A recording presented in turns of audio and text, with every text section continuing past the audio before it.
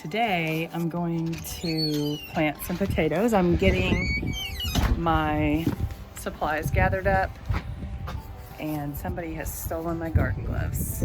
So I don't have garden gloves. So whatever. It's pretty windy today. I hope you can hear me. I've already planted in the back garden about 100 pounds of potatoes, and then I ordered from Mowing Seeds some fun potatoes that are purple.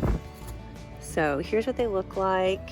I got them a few weeks ago and I've been waiting for them to get bigger eyes on them. They're dirty so you can't see the pretty purple. We're gonna walk over to the back garden bed that we built this year. I'm gonna show you what it looks like real quick.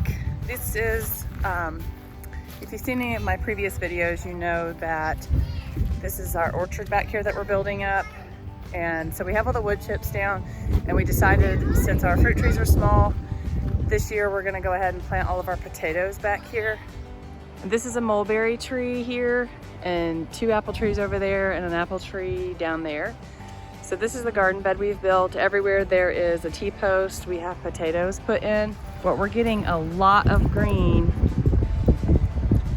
since it rained, so that's promising. I was getting a little worried. We planted these at the beginning of March. And then down here along that edge and all back here, we'll be doing some flowers and some tomatoes. All right, so we're gonna walk back over here. I have 2 garden spots right now. This really big one back here, I think it was a 25 by 25. And this smaller garden I've had for years up here. We're getting ready to have some yard work done. And when the yard work's all done, we're actually not gonna grow grass. We're just gonna grow more vegetables, flowers, fruit bushes, and trees. All right, if I can do this one-handed here.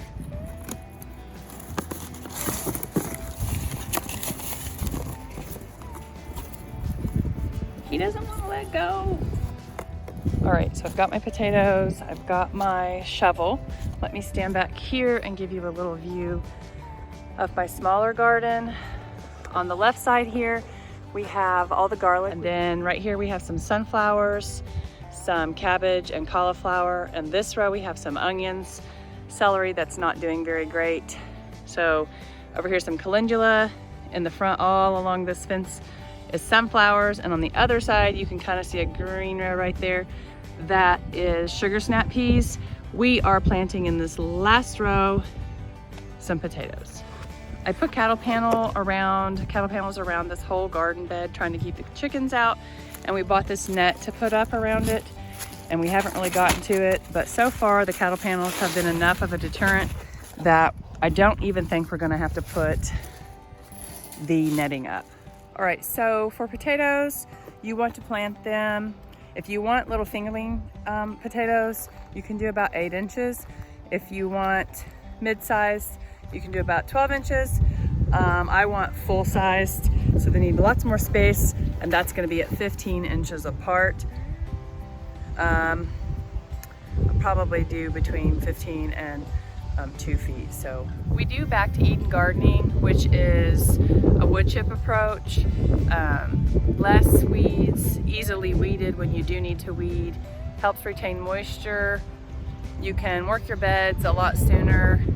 The point of a back to Eden gardening is modeling after the forest floor, which has leaves and pine needles and all of that kind of stuff always on the forest floor, which suppresses weeds. This garden bed, last year we put about 6 to 8 inches of decomposed wood chips on it. This year we need to add some more fresh wood chips, so it doesn't look like it has wood chips, but it does. You don't want to mix your wood chips with your dirt. If you mix your wood chips with your dirt, then it ties up the nitrogen.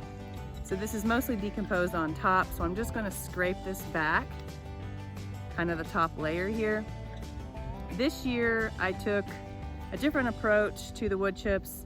I took a little step further and decided to hill up my rows, and I'm absolutely loving that. It makes it so much easier to keep track of where you've planted. So I'm gonna dig pretty deep to put the potato in here, and then when they start coming up, we're gonna just hill them up with the wood chips that we're gonna add to our garden. You want your potato eyes to be facing up, and you want to start off with about 4 inches of dirt on top. So we're gonna put this dirt back over and the wood chips, decomposed wood chips, back over. All right, I got several in the ground and I'm gonna finish up this row.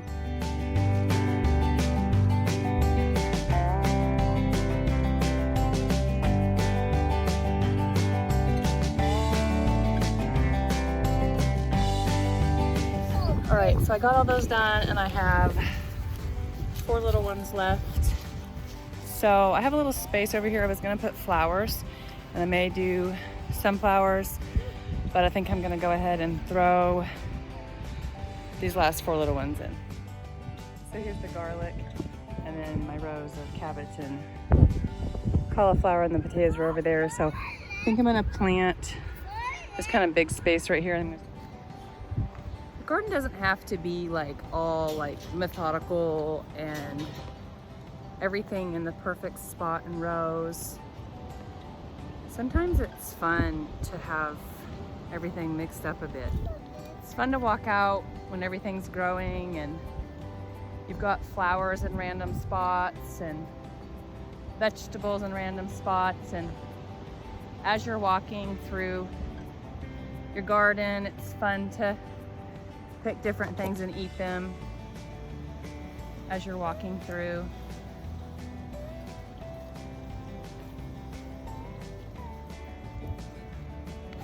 Gardens to me are like art.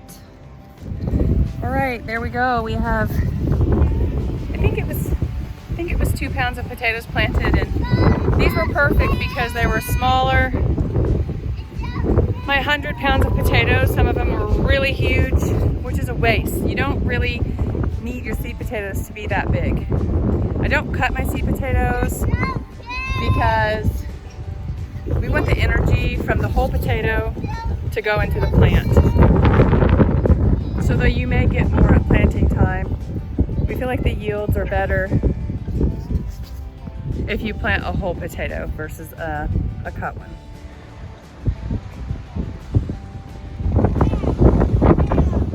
Okay guys, thanks for watching. That's all for potatoes today.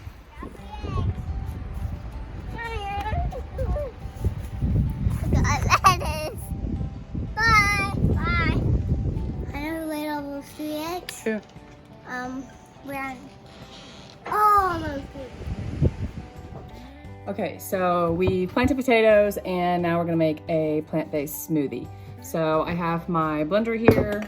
I'm gonna put in 2 cups of greens. I have kale and spinach from the garden. Okay. I like to blend up my greens first and foremost so that there's not any pieces or chunks. We're gonna do a little bit of cilantro. It's looking kind of sad, but cilantro is really, really good for you. And we're gonna do 2 cups of almond milk. This serves 2 people, so it's not quite 2 cups, but it'll work. So we're gonna pour that in here with the greens, and we're gonna mix this up and be right back. Okay, so I've got that all mixed up. You can see very liquidy. All right, now we're going to put in an apple. Yes. I'm just gonna get the seeds out in the basket on the table. Whoa. I didn't see me. Well, okay, I'll help you in a second. We're gonna do 1 apple, 1 banana. These are frozen. Oh no. Just a second, please. Just a second. We're gonna do 1 cup of mixed berries.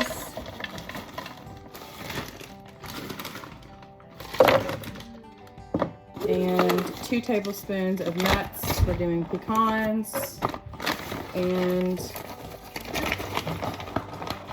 almonds. All right, so we're gonna mix that up. All right, so I've got that all in there. Yum.